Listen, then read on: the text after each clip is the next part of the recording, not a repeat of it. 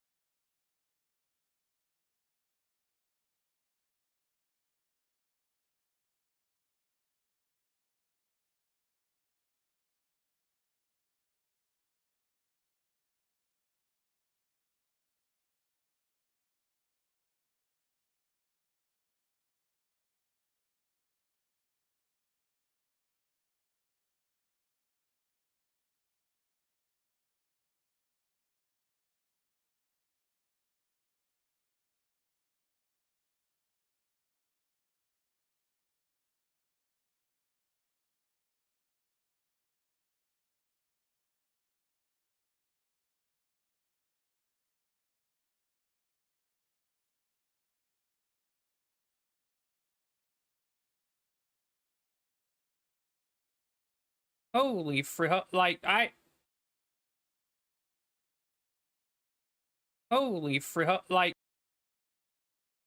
we're off to a wonderful start. Somehow my fucking output deleted itself. The stream is literally trying to kill itself before we start.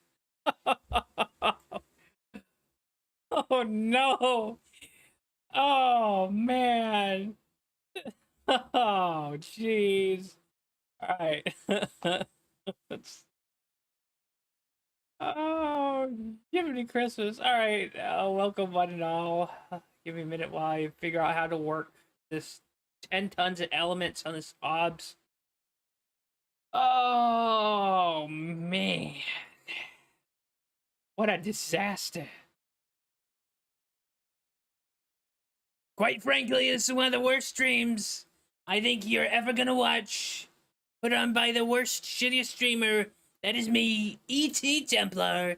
The worst stream ever. Alright, so we are reacting to David Wilcock, con man, UFO prophet, false preacher extraordinaire, and aerospace genius who's about to get funded with billions and trillions of dollars. Alright. So, got that going. Got that. Alright, let's jump into this shit pile with our water wings.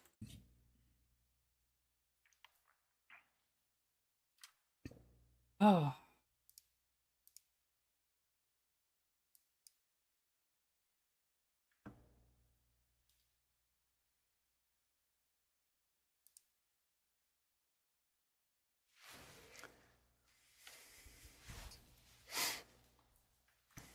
All right, you guys. Did I bring the sizzle today or what? Oh man. I found out there's a tag on the back of this. Can you see that? It's $18, okay? And there's a QR code and everything. Still on this. I said, you know what? Let's leave it. It's even more fun to have a jacket that's got I'm trying to make sure I can see myself, you guys. It's being very finicky now. Hold on a second. Let's just try to get this right. Boy, the start of his stream is almost as bad as mine. Low to no energy and borderline suicidal. I think that's one thing me and Wilcock probably share. Truth be told. Right.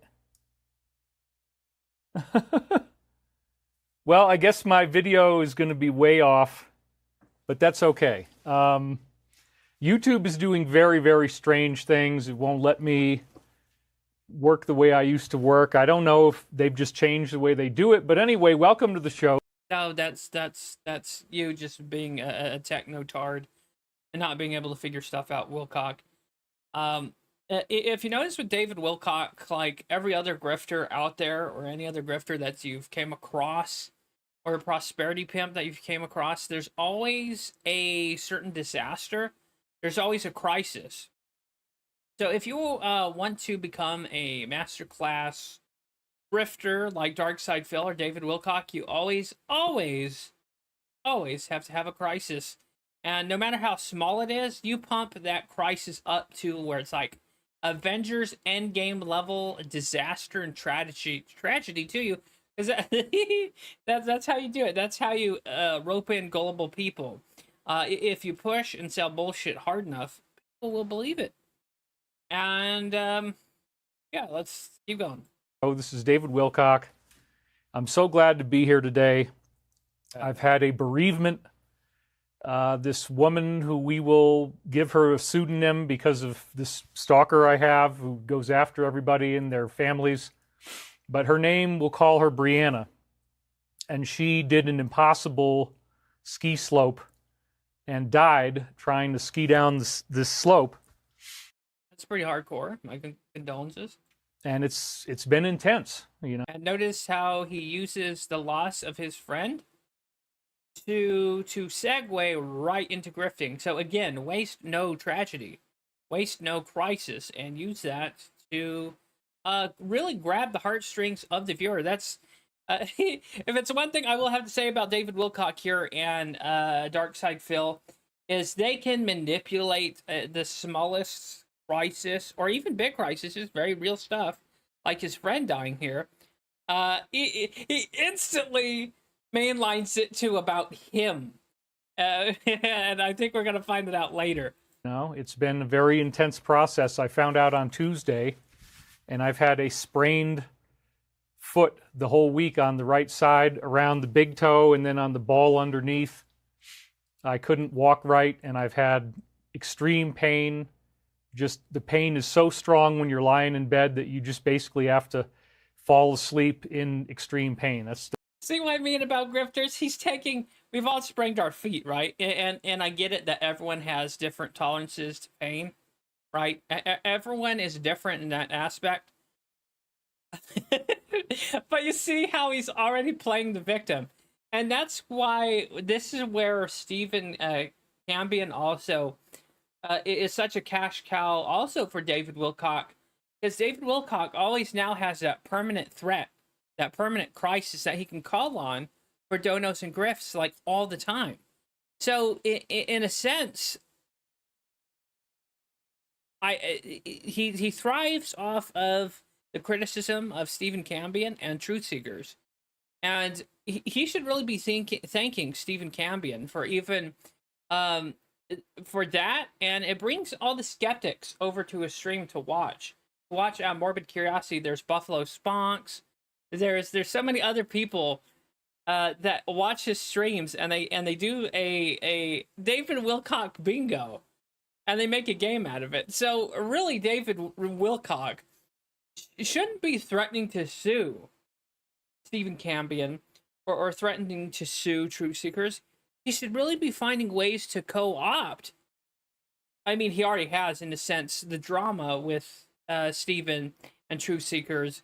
But if he was smart, he would dial back the lol suit stuff and just continue, like, you dial back the aggressiveness and the slander, and you turn it into a playful back and forth. I know. And David Wilcock kind of does do that, but not to the level where he could really be successful with it. If that makes any sense.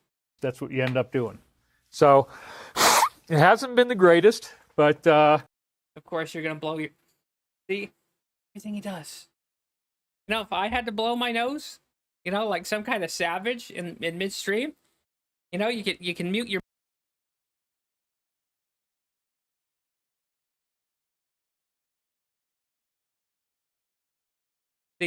everything to this guy is maybe I'm giving Wilcock too much credit.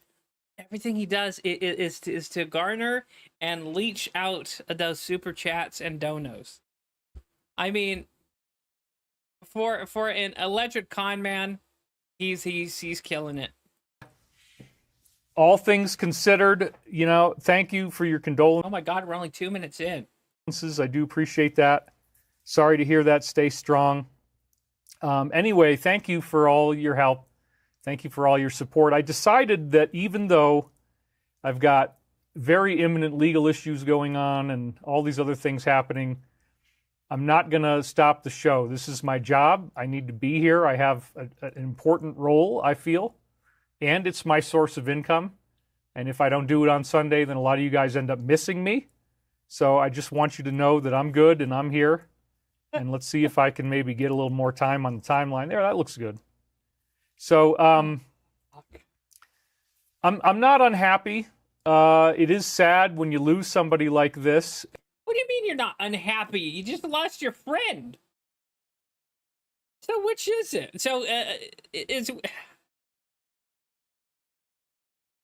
we're gonna be here all night. And I also realized that I wouldn't take risks like that with my life. You know, you want to. Well, yeah, I no shit. Skiing down a quadruple diamond or whatever the fuck happened. Most people wouldn't, David. You want to live in a high integrity way, because then you don't have anything to worry about. You don't take unnecessary risks. You don't get yourself in trouble. You don't commit stupid crimes that you could easily be caught for. You don't commit any crimes. That's the whole way I've lived my life. It's like an Olympic athlete of spirituality. What? Wait. What? Did we just have a Freudian slip? Pardon? Because then you don't have anything to worry about. You don't take unnecessary risks. You don't get yourself in trouble. You don't commit stupid crimes that you could easily be caught for. You don't commit any crimes. That's the whole way I've lived my life. It's like an Olympic athlete of spirituality. So when I lose somebody like this... What do you mean you don't commit crimes? David, did you kill your friend? Did you shove your friend down the ski slopes? The sea slopes or death? Slopes. I said sea slopes.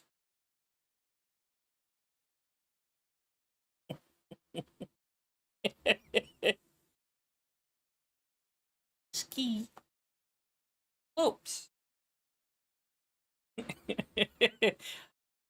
There's a new allegation. I think Wilcock, you know, since Wilcock likes to get into defamation and bullshit, I think old Wilcock here might have pushed his friend off down the ski slope. I mean, she and I... what did she know? And did he have a life insurance policy on her? Walked together for probably a total of 3 weeks after dinner last year. I mean, still, like, I know I'm being an asshole here, like, rest in peace. And we're making jokes, but that really does fucking suck. I shared with her a lot of things that were confidential. Oh, don't get emotional, David. You might actually shed a tear. Now she's gone, so, you know, it's very intense, you guys, I gotta say. I haven't really lost, I've been very lucky in that I haven't really lost that many people in my life who were, you know, people I cared about and who I knew and who were around my age. In her case, she's younger. So it's definitely an intense experience. And then to have to go through this pain thing, I mean, I have not been able to walk. Oh shit, unless if you're like a sociopath or a psychopath, yeah, losing people fucking sucks. But then again, what did we say at the beginning of the stream? Waste no crisis, waste no tragedy. And if you want to be a top tier grifter and really get at the heart of gullible people who want to give you money, again, waste no crisis, waste no tragedy. And that's where we're starting off strong with this. And David Wilcock, I think, knows this, and he's going to milk this shit. I had to use crutches throughout the first part of the week. What the fuck? You sprained your foot. What are you, a pussy? He's acting like he got his foot shot off or like sawed off. Then a cane. Now I can walk around without a cane, but the pain in my foot was so bright that just the minute that you lie down in bed, I even started to use a pillow where I'd hold my foot off the bed because the pressure of the foot on the mattress is like so freaking intense. I saw a donation come in. John 𝕿𝖊𝖒𝖕𝖑𝖆 donated $50. He says, David, thank you for everything, and I hope you picked up a good steak from last week. I certainly did. Thanks for that $50, suckers. I just had it. Grief is a crazy train that you have to ride. Take care of yourself, says Humble Pie. So I've milked 4 minutes of the stream into 25 minutes so far. Sorry for your loss. David says Frequency 963. Grief is a good friend to have. If you change your point of view on death, it's simply love lost its physical recipient, but it's never a goodbye. Thank you. We have Lila donated $2.99. We have Diane Molt. She donated $10, her 10th super chat. Thank you very much. Don't forget to hit the like button and subscribe. I don't usually say any of this stuff that you're supposed to say. I have a hard time getting into that. But yeah, it does help me actually if you do hit the like button and if you do subscribe to the network. We're over 500,000 subscribers now, which is very, very great for this kind of alternative and type of content. We're at already 1,800 viewers. I mean, check that out, dude. Like, there it is. It just went up to 1911. That's happening right in front of me right now. So that means you guys like the show. Well, I got to say, apart from all of the heartache that I've had, and this was a very devastating, I mean, don't get me wrong, like... Oh, yeah, you're just crying tears over it. Right. Stupid. Look like an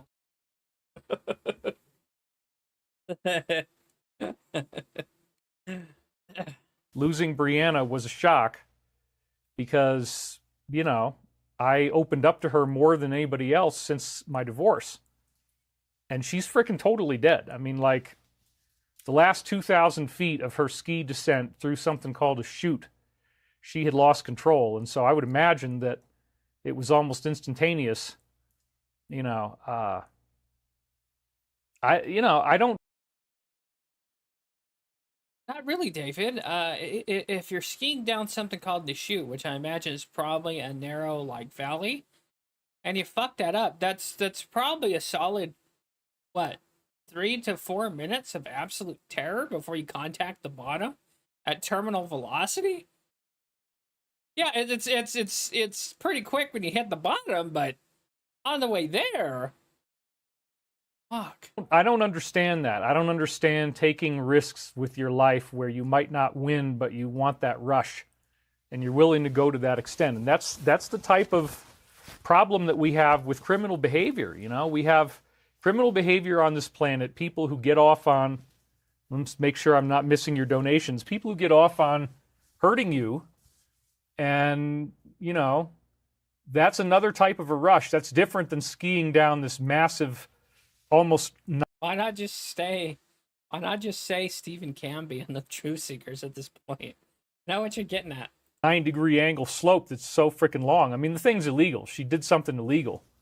That's why they don't want you going down there. No, she didn't. What the fuck is David Wilcock talking about? Like, no, she didn't do anything illegal. She took a risk on a quadruple diamond or whatever the fuck, right?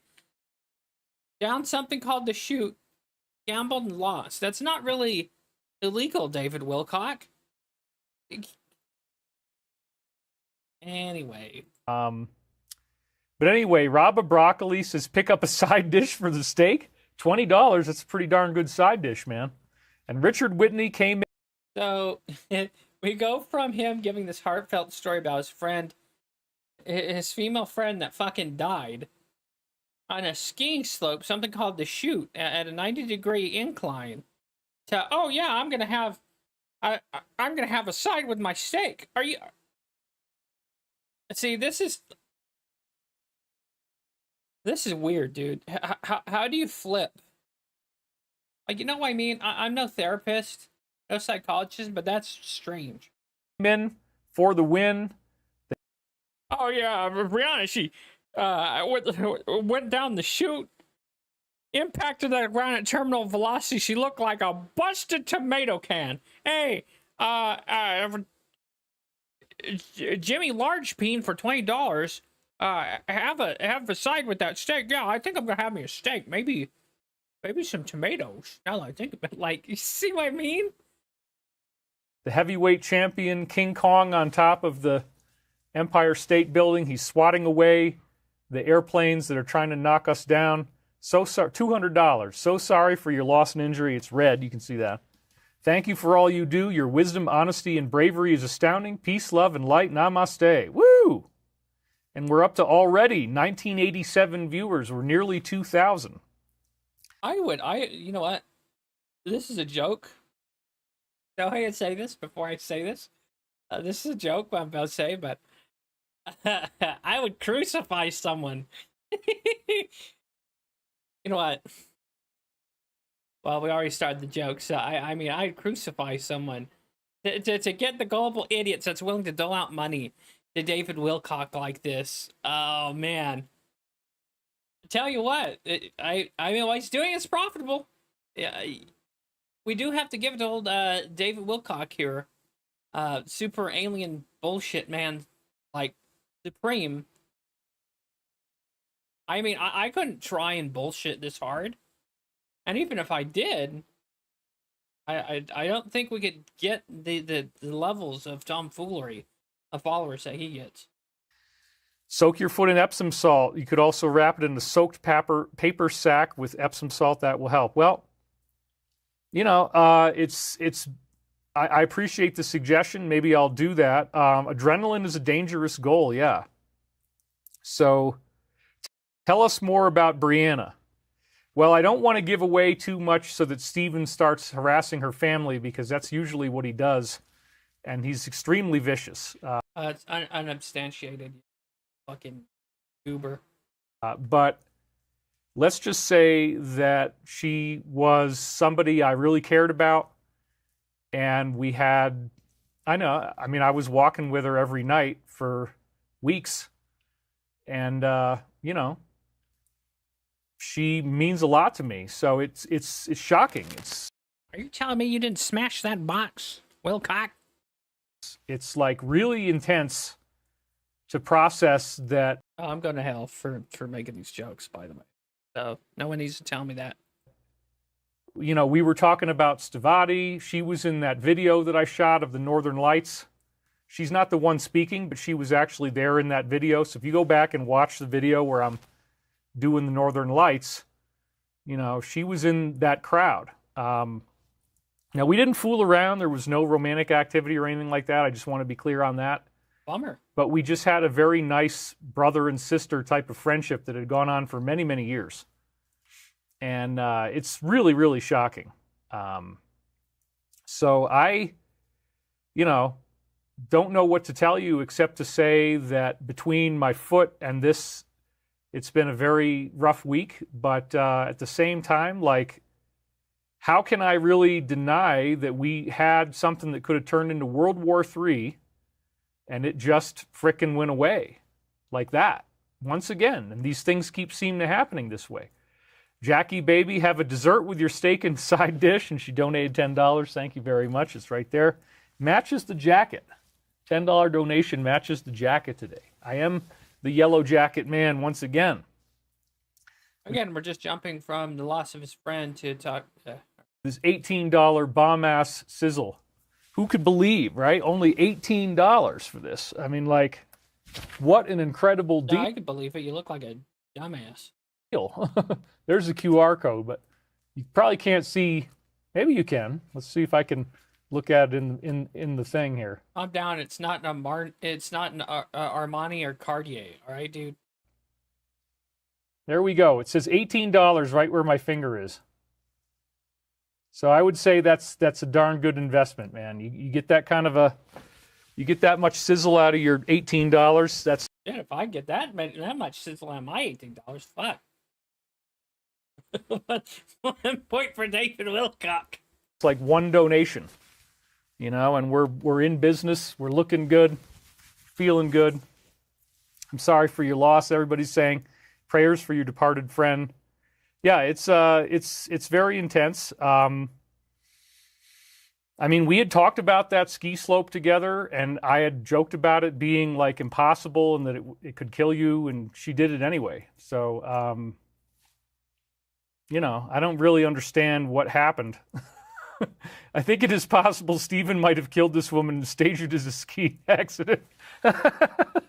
Now you're joking about the loss of your life of your friend, and see, the conspiracy just grows too far. It's like it's creating a mycelial network through the entire audience that mushrooms up in all these funny ways of conspiracy theories. I mean, she was skiing with 2 other people. I don't know if there's a criminal investigation because the whole point is it's not legal to ski something that just goes straight down for a really long way, which is basically what this is. And, you know, there's lots of cool places to visit in Canada, and there's places that skiers might want to go because they think it's awesome, but it's actually like super duper dangerous. And by that reasoning, there's probably negligent homicide of some sort. And so she went to one of these and she didn't make it. This whole second half of the way down, she was probably completely out of her incarnation by then, I would imagine. It's really, really intense. No, dude, no expert, but I'm pretty sure you're fully conscious till you collide with the bottom. It's such a weird way to go, too, because probably, I mean, you know, what happened to her on the way down after that? Probably nothing good. It could have even been, you know, I don't want to say it. But yeah, you asshole. Like, alive and thriving, love and light, brother. These times be real. Absolutely. Vicky Crew Fuller donated. Thank you very much. Yeah, so I decided, you know what? I don't want to let you guys down because I got let down. I don't want to. Oh, well, thanks for bringing it up. You did 12 minutes into your stream. You're talking about your dead friend. I don't want to stop doing my job because I've got legal activity. Whatever it is that's happening, I'm just going to stay here with you and I'm going to keep doing the show because I want that connection. You know, I like you guys being here. Thank you for being here. It was her time to go. Yeah, I mean, we talked about 𝕿𝖊𝖒𝖕𝖕𝖒𝖕. I told her all this. I read pills. Not really. It's not. They instinctively tried something, probably against the advice of everyone else, and tragically died. Golly, dude. Killed her on all this crazy stuff that she didn't know about. And, you know, it's a little intense sometimes for somebody to process this idea that there's an evil cabal that's actually very real and is running the planet, and that they're actually being opposed but very successfully by the U.S. military intelligence community and others around the world. And you can't believe that anything that you see is true. You just can't. You know, everything that we Coming from this guy who's about 99% bullshit most of the time. That's this fucking guy saying it. look at in the media seems to be somehow distorted to produce an alternative view for us. Renee Johnson donated $5. Thank you very much. That usually means I'll read your comment unless it's very over the top. Sorry for your loss. Thanks and blessings for your work. Did you get the Arkansas quartz I sent? Yes, I did. I think it was in a little brown box and maybe some purple wrapping paper or something like that. But yes, quartz crystals, we've got those. Thank you very much, Renee. That was a great gift. I love getting them out of nature. Midnight Mark, Wilcock, everything is going to happen in such a way you will come out of this blank smelling like a rose. I know it, sir. I do feel that way. I'm not sure. Midnight Mark is a total David Wilcock simp. But he's a funny guy on X. So he's a David fan, but he's not like an asshole. He's not like a zealot like most of Wilcock's fans. Not sure if I want to smell like a rose per se, but you know, sometimes tragedy inspires great art, and I said, let me not follow any typical grieving pattern of just withdrawing from everyone and saying I'm going to be in mourning or whatever. I just want to get this going. So he's forced to soldier on, everybody. He's forced to soldier on. Brave little trooper. Brave little poopa trooper. Again, I've been very, very encouraged by the events that have unfolded over the last week. And it really kind of took the edge off of encouraged? What? All right. Losing my friend Brianna and having this very intense foot injury where I'm hobbling around on crutches and in extraordinary pain most of the time. So when I give you this, I want to say that like it's come from deep meditation. That we just did 2 Sundays in a row of material during what's now being called the 12-Day War. And during this war, we had no idea how long it was going to last. We had no idea if it was going to turn into World War III. It was an extremely high-tension environment. It was terrifying and frightening for everyone. We're all going through this together. And then in the aftermath of this very upsetting, terrifying situation, like the day after we do the show on Sunday is when it ends. And that's exactly what Archangel Michael, this alleged cosmic intelligence, this archangel, meaning the highest, most powerful angel in Jesus' pantheon, specifically tasked with defeating evil. Archangel Michael. Yeah, could you not blaspheme my Lord Jesus Christ? And Michael, the archangel, with whatever New Age horseshit this is, please. I channeled this source using remote viewing protocols from 1996 to 2000. That is what produced a total of 7 books called Michael Prophecies. I began unsealing them.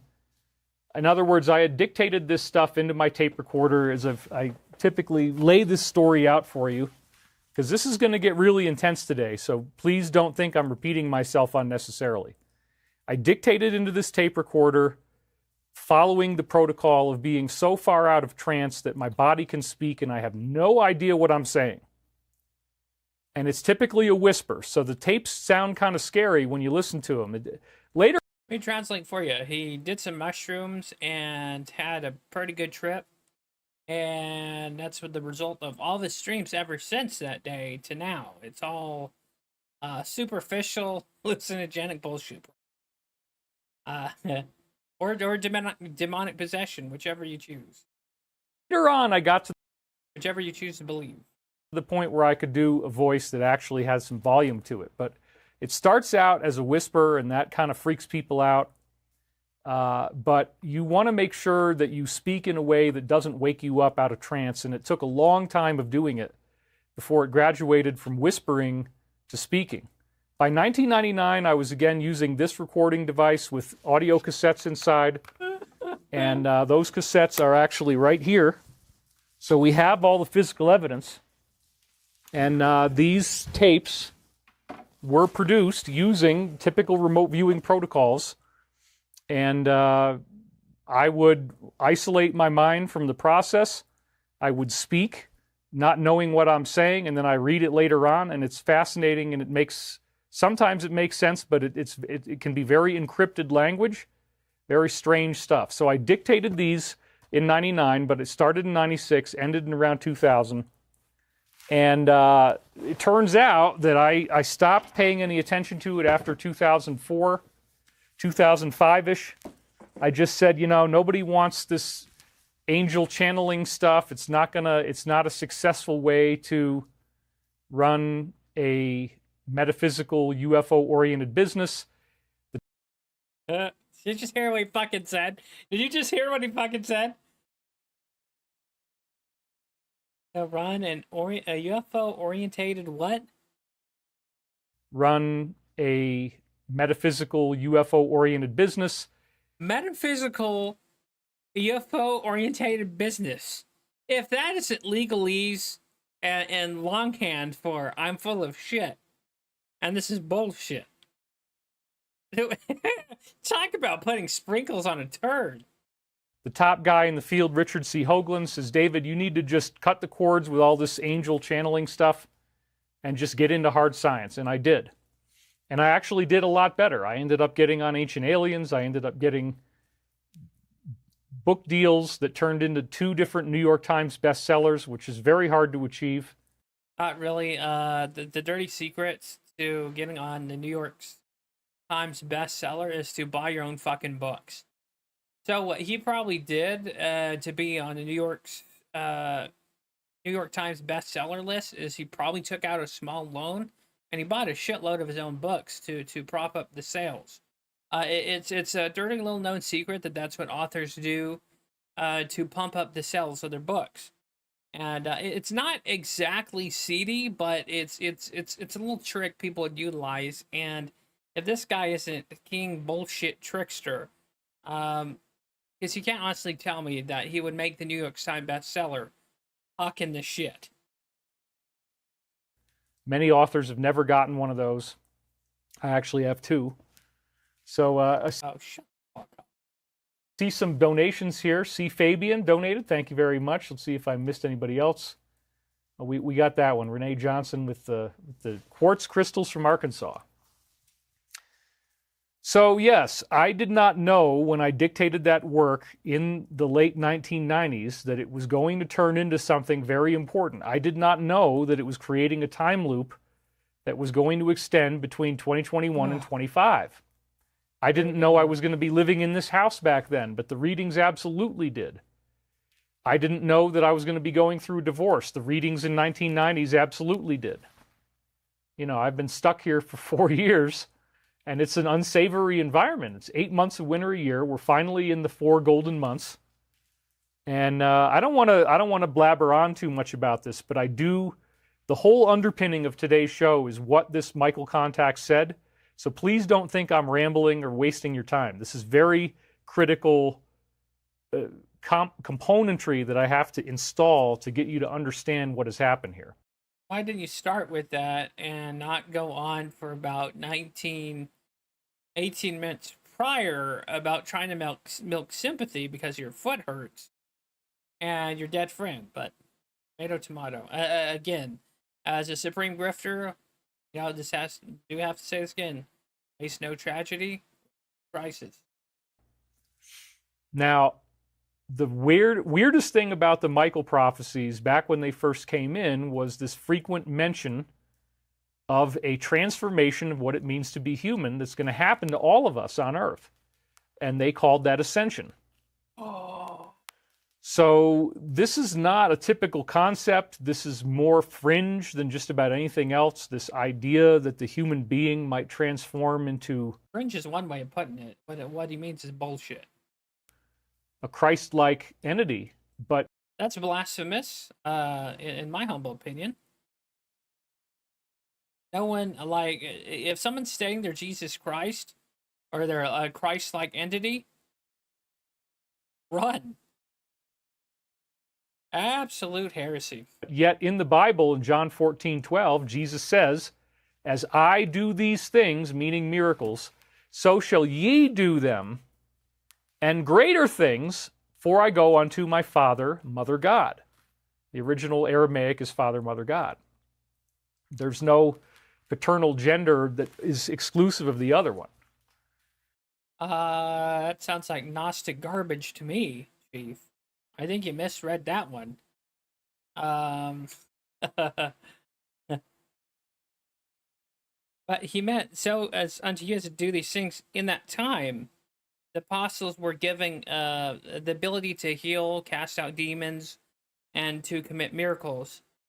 Now, there's a debate in Christianity whether these continued, the ability to do these powers continued with the apostles or after the apostles, or they ceased, they stopped for a time, which I think it's called cessationism. And now you probably put sleep to theological bullshit, but hold on. So there's a school within Christian thought that the miracles of the apostles can still be done, aka bringing people from the dead, walking on water, doing these miracles. Some people claim that that's still ongoing, but there's a sect of Christianity that says these things can happen, but the ability to do these miracles have been ceased for the time being. So the theological Christian rant aside, what he just did there was commit heresy by not giving any more reference material to that. But then again, we're talking about David Wilcock here, who basically takes Christianity and the doctrine of it and essentially wipes his ass with it. So, as I do these things and greater things, or as I do these things, so shall you do them. Yeah, that wasn't a guarantee to say, oh, we're going to ascend and get rainbow bodies, you hack bastard. So shall I do them? I'm going to do all the Jesus miracles. I'm going to... Blasphemy, but continue. Be walking on water, turning water into wine, multiplying a jar of wine and a loaf of bread and a fish to make loaves and fishes for 5,000 people. I'm going to be able to resurrect people like Lazarus from... This is the kind of shit that if you were doing this in the Old Testament, you'd be struck down for and stoned for. The dead. I'm going to have a luminous body. I'm going to be levitating. I mean, this sounds like an absurd Christian fantasy until you discover that that is also the elixir that draws in the secret mystery school people. So when he says secret mystery school people, he is now taking Christianity, the doctrine thereof, and he's combining it with secret what? When you get into the elixir that draws in the secret mystery school people. Secret mystery school people, which is code word for occult bullshit. I'm going to get heated, folks. When you get into these... So he's taking doctrine of Christianity, and like we said before, he's taking a little bit of New Age horse shit. He's taking a little bit of secret school of mysteries, occultism, and like wizard shit, and he's making an unholy abomination that is sure more than likely going to lead you on the path to hell, theologically speaking. Organizations, they start making you believe that you are going to ascend like this as a result of these practices that they're giving you. And so those practices, you know, have changed over the years because the original information was given to us in ancient Egypt by a positive Christian entity, and then those words were completely rewritten and changed and turned into a negative philosophy that epitomizes the idea of the all-seeing eye, the pyramid on the dollar bill. What is that stuff, man? Why would they put such a weird Egyptian symbol on the U.S. currency so prominently? And it's everybody has to have dollars, so you're always looking at it. Oh yeah, it's just a fancy design by Freemasons to put on a dollar bill, dude. Yeah, it says Novus Ordo Seclorum and all that, and you can read in whatever you want, but... pyramid with an all-seeing eye, no big deal. All right, well, maybe it mattered to them. You know, maybe they wanted it on there for some reason besides just, oh, we just like the pyramid. Maybe there's more to it. Leanne Boudreau, blessings to you and everyone. And dude, we are racking it in here on views. We've got 2,892 concurrent viewers watching live right now. Yeah, and most of those are bots. You schmuck. So I want you to think about what I've been saying. I want you to think about that these mystery schools drew you in with this promise that if you could find the Philosopher's Stone or the alchemical elixir or the fountain of youth or the waters of life or whatever the hell they called it. The waters of life is a reference to the Bible, is it not? Revelations 21:6.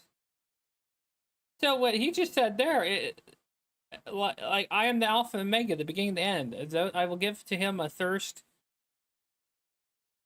I'm trying to make sense out of a crackpot. Like, continue. Maybe it's Ormus gold. You know, some people have speculated on that. Oh, it's this white powder gold stuff, and yeah, it turns out that you don't just ascend without everybody else ascending at the same time. The Bible uses the metaphor of a tree. And of course, nobody ascends because you, David Wilcock, are the chief special. Like every other fucking quack, occult weirdo out there, because you're the key, and no one else outside you has a special forbidden knowledge. Ah, Captain. So how could the earth be like a tree? And how would that be in the Bible? The idea is... You mentioned the grain of mustard seed, are you? That the metaphor is called harvest. At the time of harvest, you pluck the fruit. And so the earth is the tree. It's its spiritual sense. And we do not get harvest as the Law of One says it. This is the main source I started reading in 1996 that led to my own contact happening. And the Law of One was done in 1981 through 83, and it's absolutely brilliant. I'd spent years studying it. This whole first book that I wrote up here, the New York Times bestseller, is a book about the source field. It's called Source Field Investigations. And that was one of the main things that comes out of the Law of One, that the universe is alive, it's conscious, it's intelligent. Brianna and I talked about this. And it's a source of power that I only know that I can charge $333 and you can get special abilities and powers. Can we bring back burning heretics at the stake, please? I think the Catholics and the Inquisition were onto something with that one.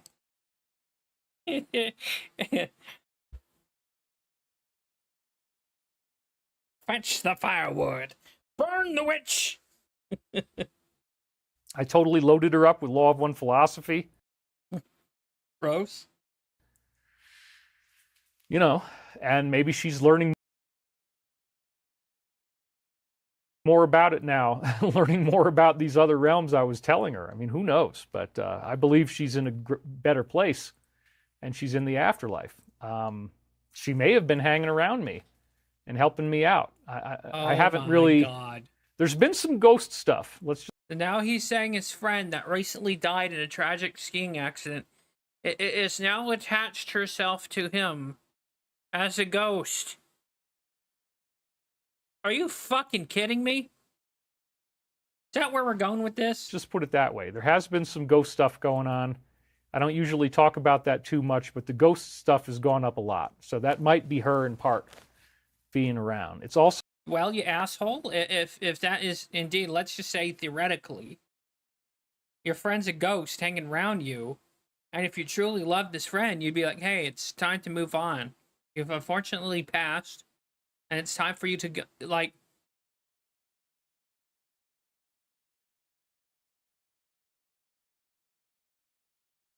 All right. So my dog. It's definitely part of it is my dog. I have a ghost dog now. I really do, man. I think I understand now why the Native Americans would domesticate the wolf. Because if you have a wolf as your pet, and she's basically half wolf, you know, if you have a wolf as your pet and then the wolf dies, it now we're into some Native American horse shit, huh? becomes a part of your... Great white buffalo. You're Native American, please don't scalp me. That was a joke. soul, and it lives inside of you now. And that is one thing that I actually would say before, oh, that's really woo-woo. But no, having been through it, a part of her consciousness is walking around with me now inside of me. And it's very interesting having these different spiritual abilities to... It's a nice idea, but again, everything we're seeing here, if you notice, everything about David Wilcock, it feeds into back to him and how he's a special, powerful little boy. And now he's being haunted by the ghost of his dog and the ghost of his late friend that plummeted to her death in a fucking skiing accident. And of course, everything, again, waste no crisis, waste no tragedy, and it builds back upon him being this super special cult leader. To perceive that.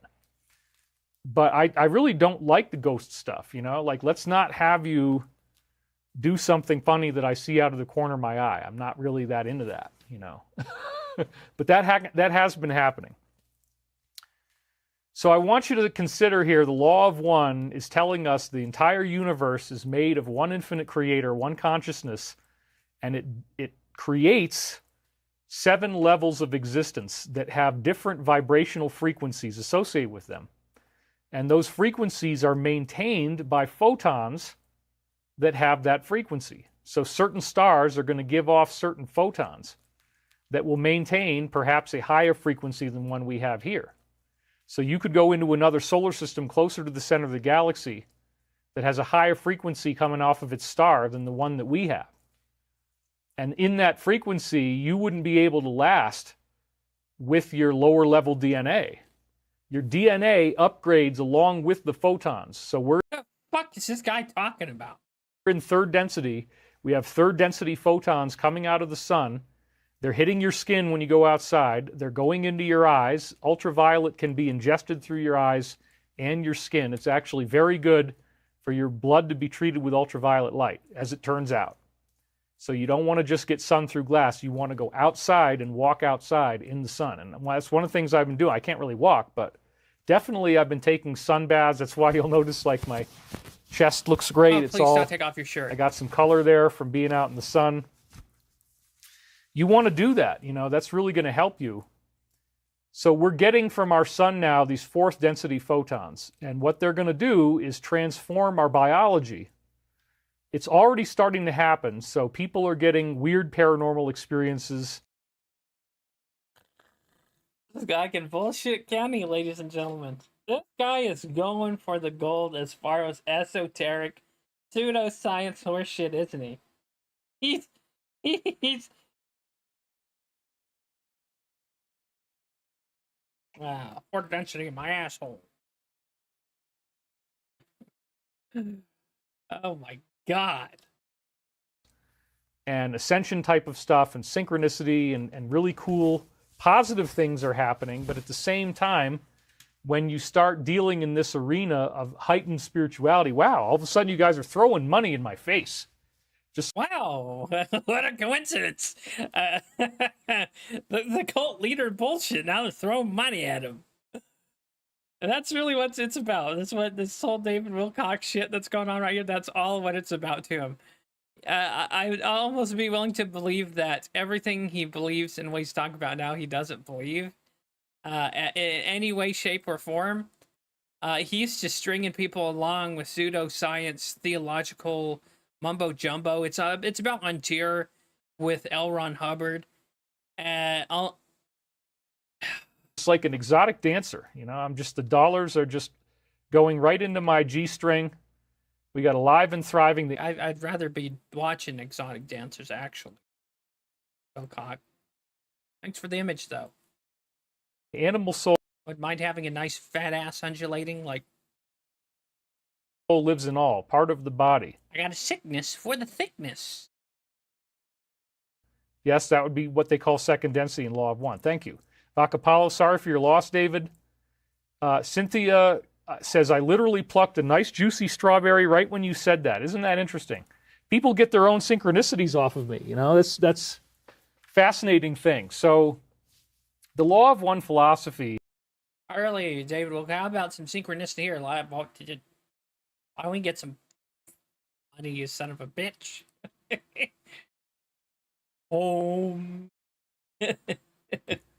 Says that we're being hit with fourth density photons that are whatever, man. Fourth density, my asshole.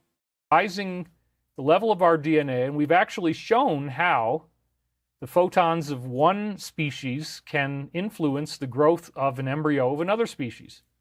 You shine laser light through frog eggs, and that laser light has salamander embryo vibrations in it. You just shine it through the embryos of the salamander first.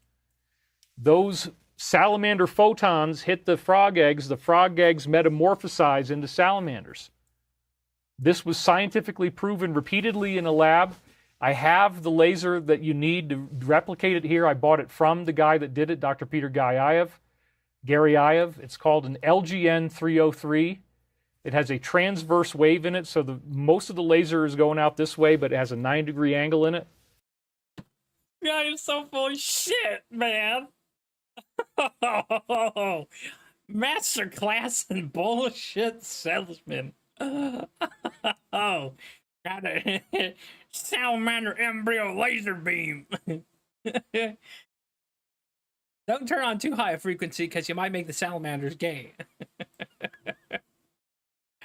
That's a very what a riot this guy is. Important part of how this biological laser works to get this thing to happen right. So we could replicate these experiments. We have the tools to do it. You might think it's unethical to create LGN303, that's right. You might think it's unethical to create hybrid species, but it's been done. Kongang in Korea did it with ducks and chickens. He was able to get chickens to lay eggs that had half duck, half chicken features when they hatched. Through a frequency of the laser, is what you're saying. So this guy's trying to sell us that a frequency of a laser mutated a chicken into a half chicken duck. No tampering with genetics at all. No weird, like, you know, what if we take this guy is swinging for the bleachers, man. He's out there on home base. He's just cracking home runs into Crazyville. You gotta give him that. And that was through, again, a photonic type of process. You got the frog eggs transforming into fully adult salamanders when they grew up, having no evidence of ever been laid by a frog. And as I said in the previous episode, love, love, love your Sunday shows, Yellow Poppy says. Thank you. 𝕿𝖊𝖒𝖕𝖑𝖆𝖗, this very fascinating Italian scientist, was able to take apricots and turn them into apples on the tree in only 16 days. He was able to start growing a... And the funny thing is, whoever comes across this stream, if you watch this far into me, like, freaking out about this stupid shit, is people believe this man wholeheartedly. So when he tells us a bullshit story about turning apricots into apples, people believe this guy. It is amazing. I don't know if it's the willingness just to be an ignorant retard or what, but it is fascinating. Yeah, and where is the scientist today that can turn apricots and apricots into apples? Apples? I'm having a stroke. Cattail on a rat, and it started to happen in only 4 days. So this is not a joke. The sun could give off photons that change your genetics. This is the basis of 35 different ancient prophecies from around... Yeah, it's called fucking skin cancer if you're out there too long. ...the world, summarized by Graham Hancock about ascension. Essentially, and Graham Hancock was getting it from de Santillana and Van de Schen, these two historians.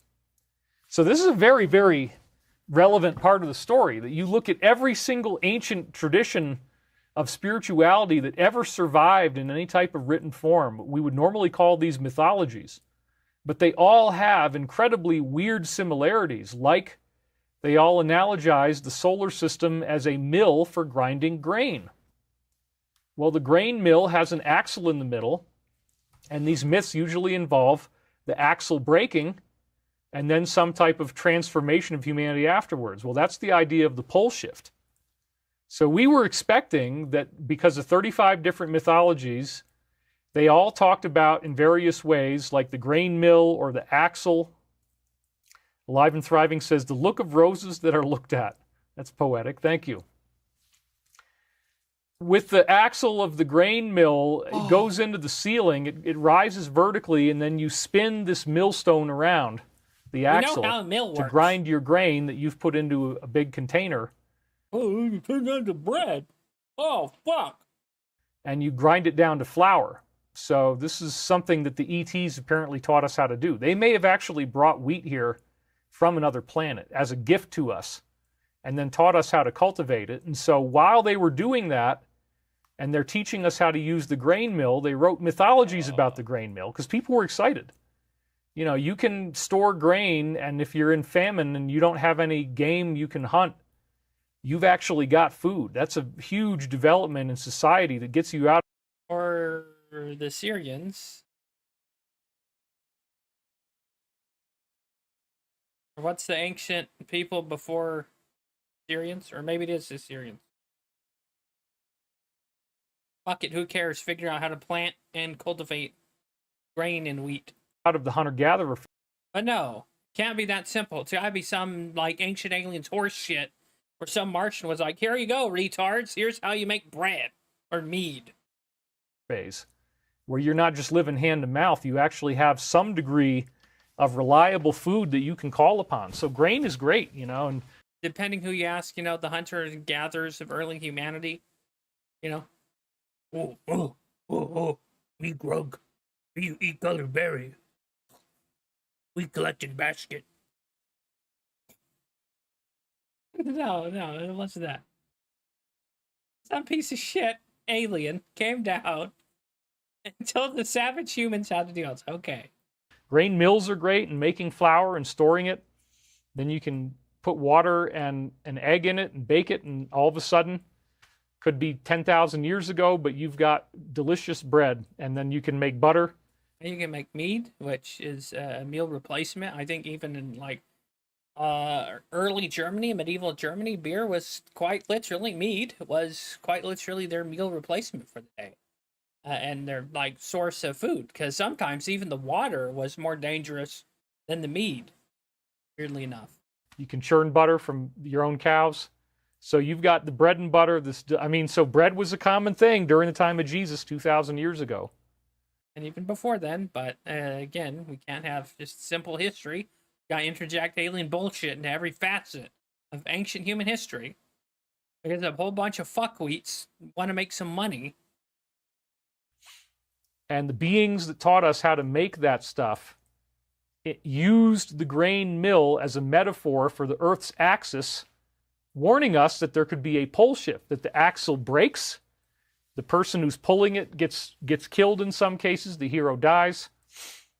But then, mystically, in these ancient traditions, there is this ascension event, and humanity transforms. So, literally, Graham Hancock's main thesis of his epic work, Fingerprints of the Gods, the main thesis was that this is what happens in all of the different religions and all the different mythologies. They're all secretly written by a higher intelligence to predict that we're going to be activated into a golden race, as it was called in Roman and Greek mythology in some cases. So, literally, what we seem to be dealing with in the universe is that we are at the very end of this 25,000 years that we're expecting will end in a solar event that transforms our DNA. We're at the end of that 25,000 years right now. The solar event has been anticipated in all 35 of these ancient mythologies. They also used numerical codes extensively, similar to what we see in crop circles. They encode mathematically numbers about the precession of the equinoxes, which is what... Are you going to show us how the precession of the equinoxes decoded from, oh my god, crop circles? Why don't you show us the sequenced code from crop circles? No? You're not going to back up these claims at all? You're not going to put some pictures on screen and be like, oh, here's how you decipher this alien text from the crops? No? All going to be circumstantial, like, horseshit theory? Okay. What this 25,000 year cycle is called. So you can find numbers like 10. Then again, the whole point, I forget every time I watch David Wilcock, is it's all bullshit. 980, 720, 360, 2,160, different types of numbers that factor in heavily to this precession. 24, 33, 44, 66, 76. I can do it too and sound like I'm quoting some kind of golden equation of Fibonacci sequence in which the numbers are circumstantial along with the 3.114 of pi that is rounds about everything in our society, spiritual guidance, God. It clearly points to a circumstantial element in the near not too long future that the sequences of numbers from the Fibonacci sequence 3.15 and the holy numbers of 5, 3, 7, 12, and 17 are, in fact, anyone can do this shit. That is just something I pulled straight out of my asshole. Which is a total of 25,920 years long. That's what this dude said. It actually is a wobble in the Earth's axis. Wobble these nuts. That takes 25,000 years to complete. We can talk about why, but that's not today's show. Fuck me. So, at the end of that cycle, it appears that we are moving into some type of galactic energy zone, and I've mapped all that science out extensively. quantum, like galactic energy zone. Again, I'm not going to reinvent the wheel every week. We're moving into a higher energy zone that will transform the photons that the sun gives off so that instead of it being like transitional third to fourth density photons, they're full-blown fourth density photons. Now that is the final solar flash that probably won't happen for at least 100 more years, if not 700 more years. Oh, great. So then we're all going to be dead by the time this happens. Thanks, you dickhead. So all this horse shit you've been talking to about for the last 30 minutes. Because when the sun fully goes fourth density photons, and that's all it puts out, the human biological life form cannot survive in this solar system right now. All right, if I watch any more of this, I'm not going to survive in the solar system. So we've made it 34 minutes. I am tapping out on this quackery, this absolute quackery, blasphemous garbage, this secret society occult horse shit that this guy's trying to front to make money. Like Jiminy Christmas. This guy, oh my God, what's this? What? He's got a cowboy hat on. Do something that he would have enjoyed, and the daggone hail's coming out there. Now you tell me, son, how long you think that hail's gonna last? Because it's pretty daggone destructive and dangerous for a man of my stature. That's a woman's hat. And loyalty to this good cause, I don't think that a southern boy like me with these big old greasy lamb chops gonna tolerate no goddarn hail out there, man. This is out of line, and I have had it. Oh, that's Angry Daddy's line, ain't it? Sorry, this is Sonny Boy here. Sonny Boy here coming to you from the deep south where we got corn, potatoes, and sugar, man. And don't y'all be asking about what the hell we gonna be doing with it. Dude, it really is hailing outside. It's like, phew. Anyway, I gotta stay on with the show. We're running out of time here, but anyway, in the dream, I go to Texas, which is like an aerospace trip, and I don't like the food, which is what happened on my last aerospace trip. All right. If you don't know, when he says aerospace, for the lay people who don't know, he is in with this guy called Baskarn, who runs 𝕿𝖊𝖒𝖕𝖑𝖆𝖗 Aerospace. It's been a company for 30 years. It hasn't produced one flyable fucking aircraft. They haven't even flown a paper airplane. And it's basically, on paper and in theory and allegedly, a Ponzi scheme to get dumb, gullible bastards to donate and funnel money to a group of con artists that are trying to sell this idea of this aerospace company where they're going to have planes that go like Mach 14, have laser cannons. You can actually go to 𝕿𝖊𝖒𝖕𝖑𝖆𝖗 Aerospace if you look it up, and you will laugh your ass off. It's totally a front to con money, people out of money, essentially. But they have wild shit on there, like they promise flying cars, and all sorts of other wild shit. We'll give this a few more minutes. That I'll officially tap out. Wendy's fried chicken. What? I just brought you guys into this total parallel reality comedy space, which is, you know, I use laughter when I'm threatened by something, and yeah, dude, we've got like balls of ice falling out of the sky right now. They're large. I mean, it's like serious freaking hailstorm. Donate more money to David Wilcock so he can fix his roof because of the hailstorm that damages his roof. They're not too big. I mean, they're like probably about like that. Yeah, enough to do damage to your roof, right? And get it fixed. I mean, if you're going to be a grifting piece of shit, you're already grifting off the sacrosanctity of Jesus Christ, Christendom. You might as well go full tilt and try and grift money out of your fan base for hail damage. I'm hearing them smack against the windows. I'm watching them fall all over. I wish I could film this for you guys, but I'm watching them. You don't have a phone on you? Just film it from your desk. Fall all over the staircase. They're bouncing off of the stairs, and it's just coming down like crazy. So it's very loud and distracting. Hoo-wee! Thank you, Lord Jesus. Had Sonny Boy come on out just for once.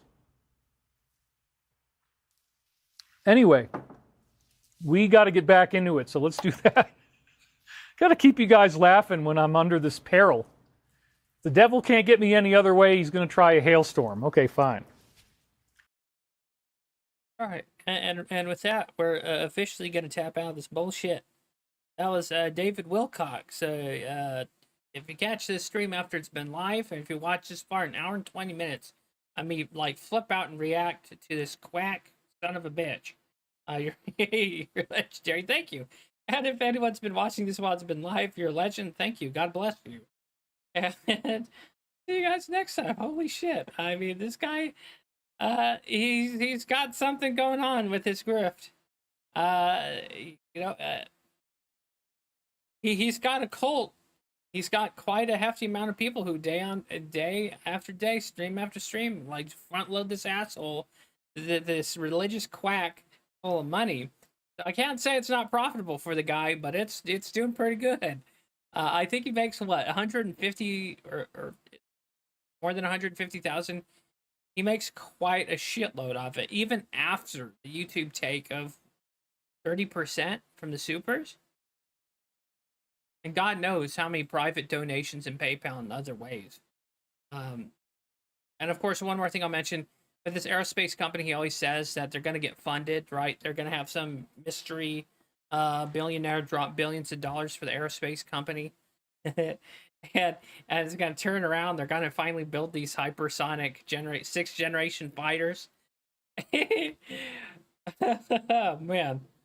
I'm kind of envious that, like, with most people, we have a conscience, right? And if I was to be this much of just an alleged con man piece of shit, I mean, shoot. Anyways, Craft's gone on too long. See you next time. Thanks for watching. Take it easy.